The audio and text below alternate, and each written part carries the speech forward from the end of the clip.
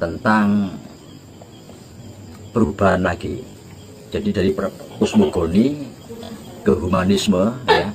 Sekarang kalau kita bicarakan tentang perubahan peradaban yang akan terjadi, ini kan, jadi dengan goro-goro ini akan terjadi perubahan peradaban. Ini kalau disampaikan secara luas ya, luas.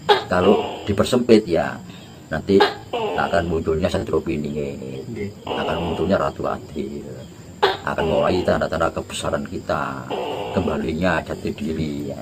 Nah kalau ini diperlebar pengertian perubahan peradaban. Nah yang sudah sering saya sampaikan bahwa perubahan peradaban di sini itu yang menyangkut kiblat. Tadinya manusia itu kiblatnya kepada Eropa Barat, sekarang berubah kiblat peradaban itu.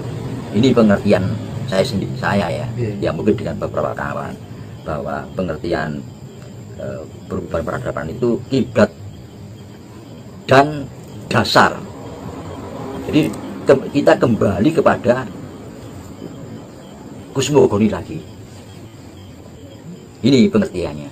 Jadi setelah kita ribuan tahun ya konsentrasi kepada alam, lantas berubah dengan lahirnya humanisme, Aufklärung, Renaissance, itu Aufklärung. Iya, itu kepada nilai-nilai kemanusiaan.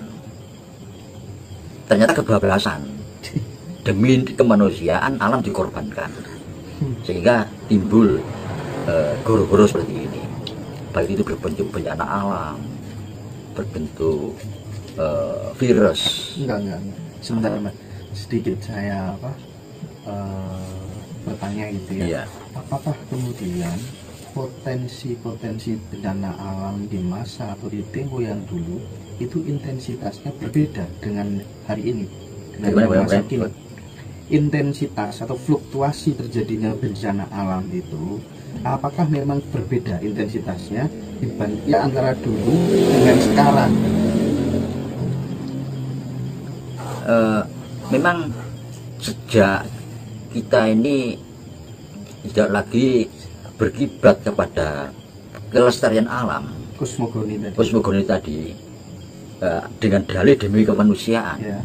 Sehingga potensi-potensi alam ini diabaikan, diperduakan.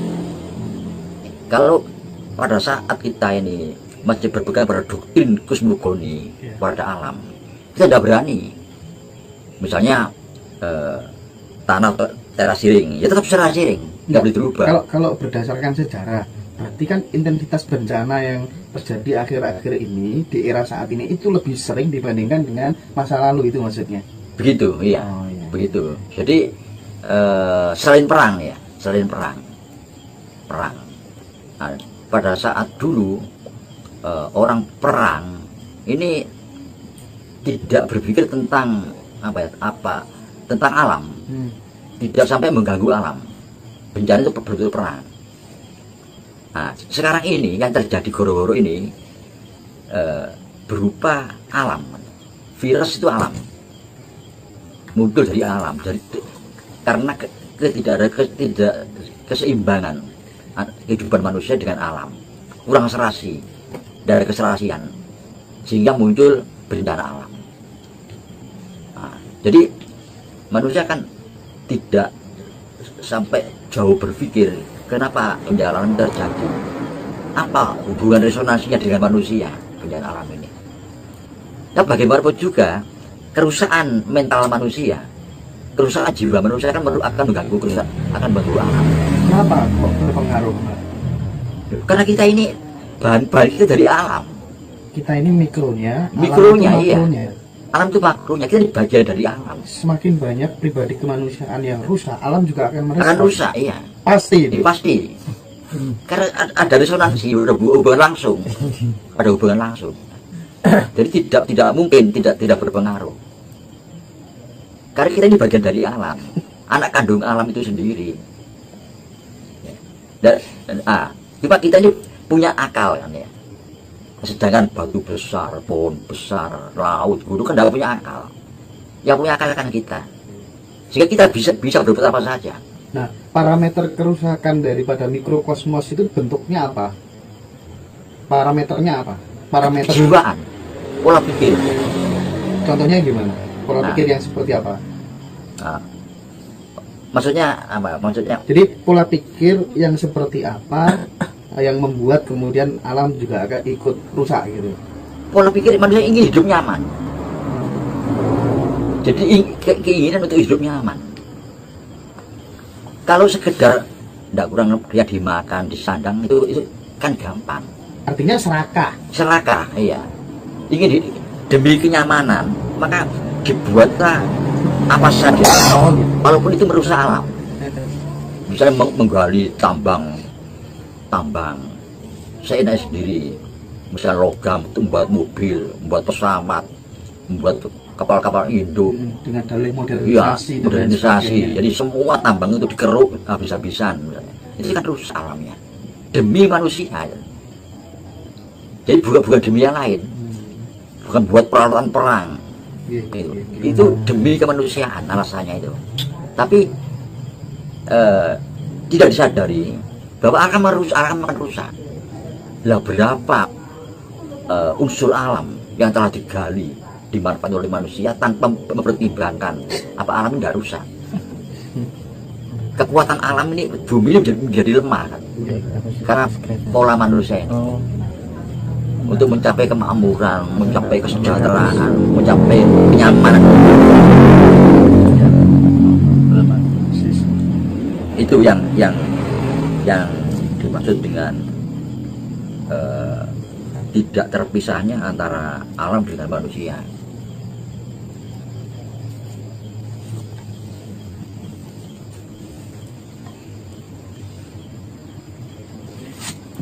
Nah, artinya perubahan peradaban ini yang akan terjadi ini, manusia akan kembali kepada doktrin kosmogoni lagi. Ini perubahan peradaban. Pasti sudah itu akan kembali kepada doktrin kosmogoni lagi. Berarti akan memuja alam lagi. Iya, akan memuja alam lagi. Tapi sudah terlanjur rusak begini bagaimana? Ya bisa, tetap bisa, Tetap bisa. tetap bisa ya. Karena kalau tidak hancur bumi ini, hancur bisa meledak semua gunung mau apa? Oh,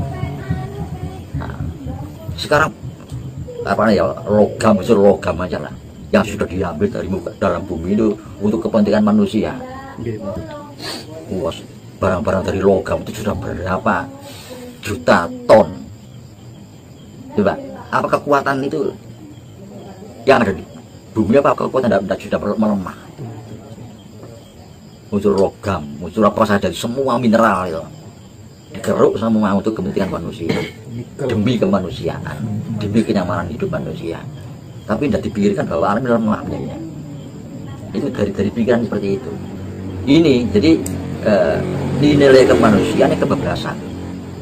Nah, berbeda dengan kita yang diajarkan sejak zaman kuno, zaman Meda, Kauripan itu kahuripan, nilai kehidupan. Tidak hanya manusia tapi alam. Jadi nilai-nilai kehidupan itu yang kita ajarkan.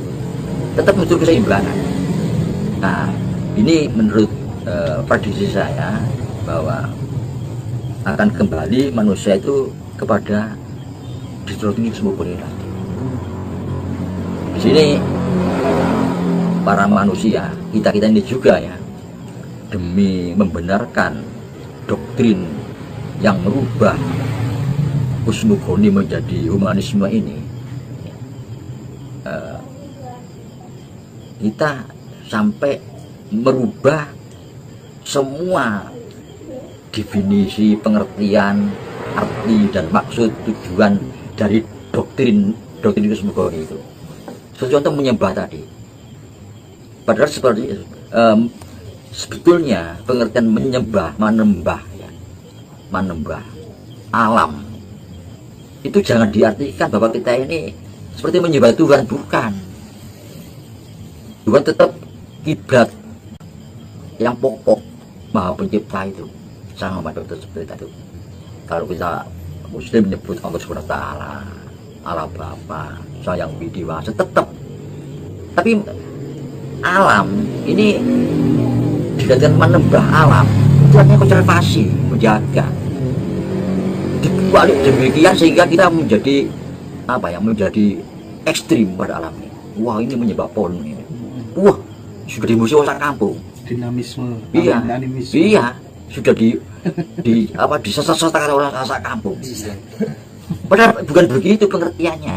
Melestarikan alam ini, melestarikan alam itu tujuannya. Jadi definisi yang harus dirubah itu. Berarti akar persoalan itu. Akar persoalannya. Kebodohan aja sebenarnya. Nah, sebetulnya seperti itu. Tapi memang ada jaringan yang membuat seperti itu, ada memang. Oh, itu berarti tidak murni tapi by design itu. By design, iya. Itu ada memang. Itu seperti halnya perpecahan.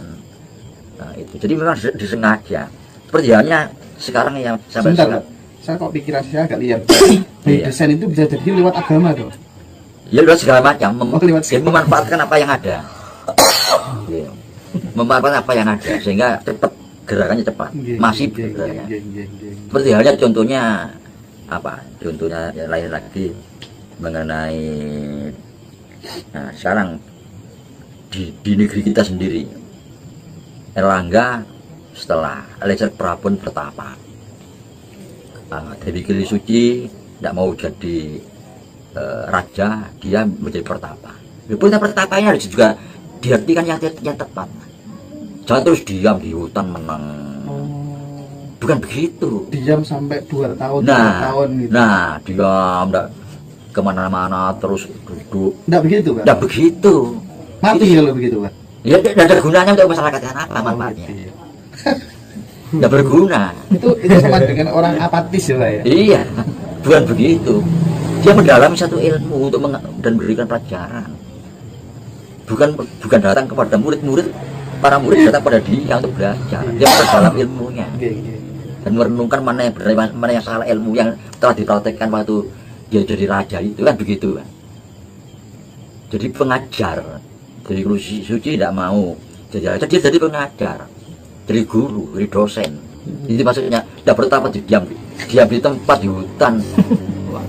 Ya, kalau semua tokoh-tokoh begitu semua harus apa manfaatnya untuk masyarakat. Ini juga dirubah, ada yang merubah istilah ini. Ini yang dimaksud by design itu di sini. Jadi ada gerakan memang merubah apa pengertian. Ini termasuk apa menyembah alam. Kalau bahasa Jawanya menembah alam. Itu tidak berarti menyebut seperti pada Tuhan, enggak berarti menduakan Tuhan, mendualismekan Tuhan, tidak, sama sekali tidak. Iya, berbeda, bukan begitu. Sebenarnya zaman kuno dulu juga begitu. Itu hanya sebatas apa ya, barangkali bentuk terima kasih kita kepada alam. Iya, agar kita juga dijaga oleh alam. Oh, iya. Kita melayani alam, karena itu kepentingan kita, agar alam ini tenang, membalas ketenangan. Oh, iya. Itu maksudnya begitu. Kausalitas ya. Iya, Pak, gunung tidak meletus, tidak ada tsunami, karena kita jaga alam ini. Bukan disembah, baik gunung mohon jangan meletus, bukan begitu, bukan. Nah ini yang harus dikembalikan kepada pengertian lama yang sebenarnya, artinya sebenarnya. Biar terlalu apa ya, berlarut tidak karuan. Nah, juga tentang simbolis tadi. Nah, simbol itu harus ada. Semua kan kita semua bangsa itu kan pakai simbol-simbol. Bendera pun simbol. Di Amerika ada bintang sekian itu membolkan bahwa ada apa istilahnya itu negara-negara bagian sekian.